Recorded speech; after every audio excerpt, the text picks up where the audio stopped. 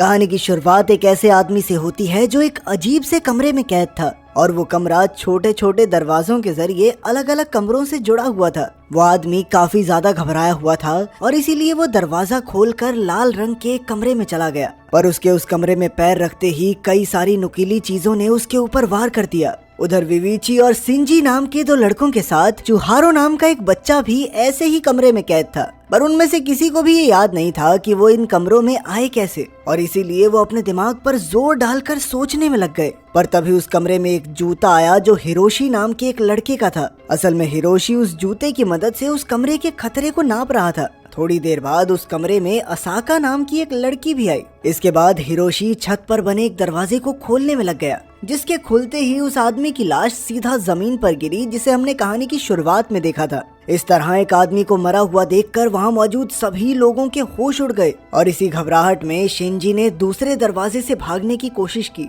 पर हिरोशी ने उसे रोकते हुए पहले उस कमरे का जायजा लेने का फैसला किया। और जैसे ही उसने अपना जूता उस कमरे में फेंका तो उस जूते पर आग लग गई। इसके बाद उसने सभी को बताया कि असल में कुछ कमरों के अंदर जानलेवा जाल बिछाए गए हैं जो अलग अलग सेंसर्स की मदद से उनके ऊपर हमला करते हैं। हिरोशी की बात सुनने के बाद सभी ने पहले जूते फेंक कर कमरों को पार करना शुरू कर दिया और ऐसे ही एक कमरे में उनकी मुलाकात काजुमासा नाम के एक आदमी से हुई, जिसने उनसे मिलते ही खुद को कंपनी का एग्जीक्यूटिव बताया। असल में उसे लग रहा था कि वो उसकी कंपनी की तरफ से उसे बचाने आए हैं, पर जब उन्होंने बताया कि वो भी उसी की तरह वहाँ फंसे हुए हैं तो काजुमा की सारी उम्मीदों पर पानी फिर गया। इसके बाद उन सभी ने फिर से एक के बाद एक कमरा पार करना शुरू कर दिया और इसी बीच उनकी नजर 3 नंबरों पर पड़ी जो हर कमरे के दरवाजे पर लिखे हुए थे, पर उन्हें इसके बारे में कुछ भी पता नहीं था। कुछ देर बाद युविची को अगले कमरे के जाल का पता लगाने का काम दिया गया, पर उसने अपने जूते को जमीन पर लगाने से पहले ही वापस खींच लिया और इसीलिए जब वो सभी लोग उस कमरे में कूदे तो दरवाजा बंद होते ही उस कमरे में अंधेरा हो गया,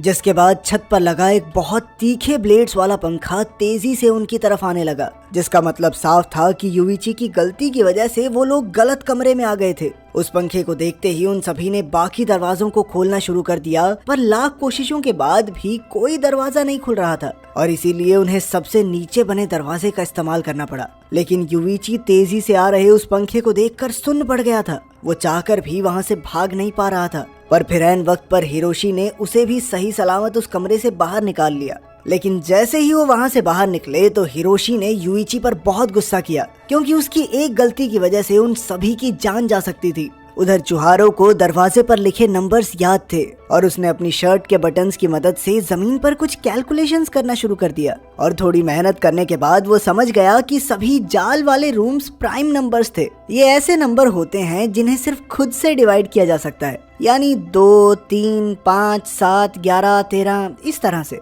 और उसकी इस बात की जांच करने के लिए युविची बिना कुछ सोचे एक ऐसे कमरे में घुस गया जिस पर प्राइम नंबर नहीं था, लेकिन वहाँ पर उसे कुछ भी नहीं हुआ, जिसके बाद चुहारो का ये अंदाजा बिल्कुल सही साबित हुआ और अब इसी चीज का फायदा उठाकर उन सभी ने कमरों को फटाफट पार करना शुरू कर दिया। लेकिन फिर थोड़े समय के बाद उनके पास एक समय ऐसा आया कि उनके पास अब एक भी ऐसा कमरा नहीं था जिस पर प्राइम नंबर ना लिखा हो। अब उनके चारों तरफ जाल वाले कमरे ही थे, इसलिए असाका ने उन्हें वापस पिछले वाले कमरे में जाने का सुझाव दिया, पर बदकिस्मती से उस कमरे का दरवाजा बंद हो चुका था और अब उनके पास आगे बढ़ने के अलावा कोई चारा नहीं था। घबराहट में आकर काजुमा ने चुहारो पर गुस्सा करना शुरू कर दिया। साले बच्चे, तेरी वजह से गलत जगह पे पहुंचे हम, ज्यादा दिमाग लगा रहा था, पढ़ाऊं तुझे मैथ। लेकिन फिर हिरोशी ने पता लगाया कि उनमें से एक कमरा ऐसा था जिसका जाल आवाज से एक्टिवेट होता था और उन्हें उस कमरे को पार करने के लिए बस चुपचाप वहाँ से जाना होगा, लेकिन अगर आवाज हुई तो सभी मरेंगे।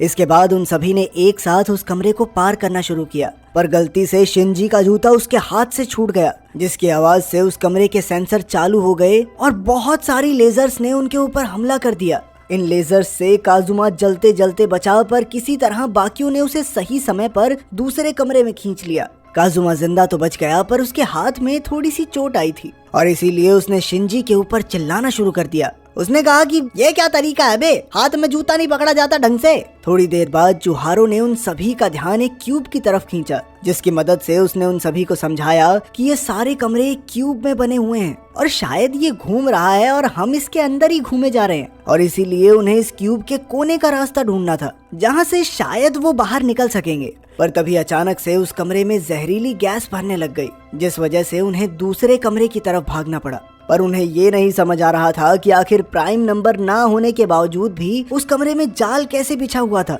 पर उनके पास आगे बढ़ने के अलावा और कोई चारा नहीं था। पर फिर अगले कमरे में पहुंचते ही उनकी नजर उस पहले वाले आदमी की लाश पर पड़ी, जिसका मतलब था कि वो लोग वापस घूमकर उसी कमरे में पहुंच गए हैं। पर शिनजी इस बात से सहमत नहीं था। उसने कहा कि देखो भाई, कमरे घूम रहे हैं तो इसकी लाश इधर उधर से लुढ़क कर यहाँ पर आ गई। लेकिन फिर हिरोशी कहने लगा कि उनके पास वक्त बहुत कम बचा है और उन्हें बिना कोई सवाल किए सिर्फ चलते रहना चाहिए। अगले कमरे में जाकर युविची ने उससे सवाल किया कि क्या कोई बाहर उसका इंतजार कर रहा है, जिस पर उसने जवाब दिया कि उसकी बीवी जरूर उसका इंतजार कर रही होगी और अगर वो जल्दी नहीं पहुंचा तो वो चिंता करेगी। उसी वक्त अचानक से पूरी भूल भुलैया हिलने लग गई, जिस वजह से चुहारो एक ट्रैप रूम में गिर गया और ये देखते ही युविची भी उसे बचाने के लिए उस कमरे में कूदा, जहाँ कुछ बेहद खतरनाक लेजर्स उन पर हमला कर रही थी। उन्होंने किसी तरह से कुछ लेजर्स से तो खुद को बचा लिया, पर वो ज्यादा देर तक बचने वाले नहीं थे और इसीलिए हिरोशी ने बीच में आकर उन्हें उस कमरे से बाहर निकाल दिया। पर इस सब में वो खुद लेजर्स का शिकार हो गया।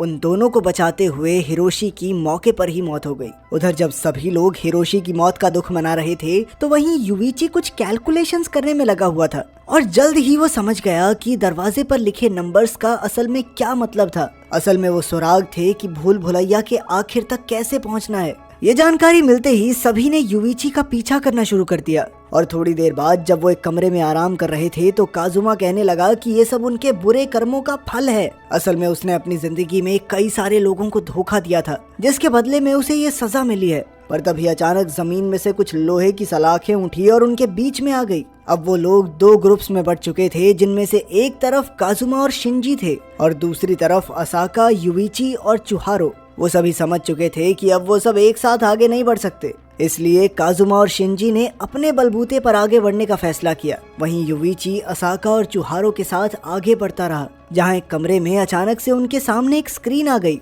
जिस पर युविची के बीते हुए कल की एक याद थी। असल में ये मेमोरी उस दिन की थी जब उसके छोटे भाई हिरोटो ने अपने पिता की पिटाई से तंग आकर सब कुछ खत्म करने का फैसला किया। उस दिन युविची ने अपने भाई का साथ देने की बजाय उसे चुपचाप सब कुछ सहन करने को कहा और इसलिए हिरोटो ने एक ऐसा कदम उठाया जिसके बारे में वो सोचकर आज भी डर जाता था। ये सब दोबारा देखकर युविची पूरी तरह से टूट गया, पर उसने अपनी गलती को सुधारने के लिए सोच लिया कि वो चुहारो और असाका को किसी भी हालत में इस भूल भुलैया से बाहर निकाल कर रहेगा। उधर काजुमा लगातार शिंजी को कोसने में लगा हुआ था। असल में काजुमा को जवान लोगों से काफी परेशानी थी और इसीलिए वो हर बात पर उसे कोसता रहता और अब तो शिंजी का भी दिमाग खराब हो गया था। उसने काजुमा का ध्यान भटकाकर एक दरवाजे की मदद से उसका खून कर दिया। उधर चुहारो की नजरों में युविची अपने भाई को ना बचाने की वजह से एक कायर था। असल में चुहारो के घर पर भी उसके साथ हिरोतो जैसा ही बर्ताव होता था और इस सब से वो भी काफी ज्यादा परेशान हो गया था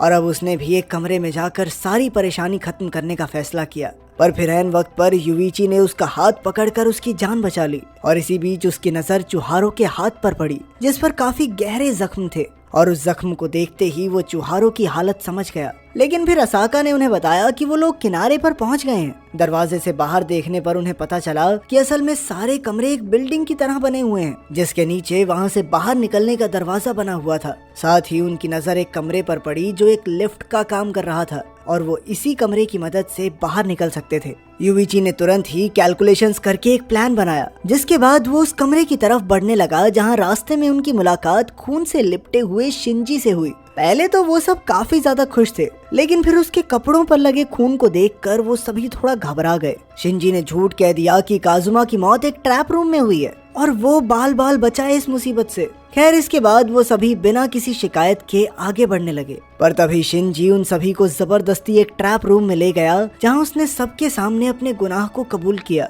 जिसे सुनते ही वो सभी वहां से भागने की कोशिश में लग गए। पर तभी शिंजी ने युविची पर हमला कर दिया और जब युइची ने इसके पीछे की वजह पूछी तो शिंजी ने उसे बताया कि असल में वो एक दुकान पर काम करता था जहां उसकी बुरी स्किल्स की वजह से वहां मौजूद सभी लोग उसे काफी ज्यादा डांटते थे और तभी से उसके अंदर ये गुस्सा भर गया था और इसीलिए उसने काजुमासा को भी मार दिया क्योंकि वो बिना बात उसे सुनाता रहता था और अब वो उन तीनों को भी मारना चाहता था। इसके बाद शिंजी ने युइची का गला दबाना शुरू कर दिया। उसी वक्त युइची को अपने भाई की याद आ गई और उसने पूरी ताकत से शिंजी को धक्का दे दिया, जिसके बाद ट्रैप रूम की वजह से शिंजी की भी मौत हो गई। युइची ने खुद को कुर्बान करते हुए चुहारो और असाका दोनों को सही सलामत दूसरे कमरे में भेज दिया। इसके बाद चुहारो और असाका लिफ्ट रूम तक पहुंच गए जो उन्हें आखिरकार बाहर के दरवाजे तक ले गया, पर असाका ने चुहारो को आगे भेजकर खुद वहीं रुककर बाकी लोगों का इंतजार करने का फैसला किया। वो सोच रही थी कि अगर वो सभी यहाँ पर कैद थे तो और लोग भी होंगे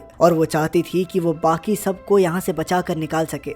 खैर इसके बाद चुहारो एक रोशनी की ओर बढ़ गया। उधर युइची को बहुत सारी चोटें आई थी पर उसकी सांसें अभी भी चल रही थी और वो अभी भी उस भूल भुलैया से बाहर आना चाहता था। इसके बाद हमें पता चलता है कि असल में असाका एक बहुत ही ज्यादा हाईटेक रोबोट थी जो अलग अलग तरह के लोगों को उस भूल भुलैया में डालकर टेस्ट करती थी। कहानी के अंत में असाका एक बार फिर से उस भूल भुलैया में कैद कुछ लोगों से मिली और एक बार फिर से ये मौत का खेल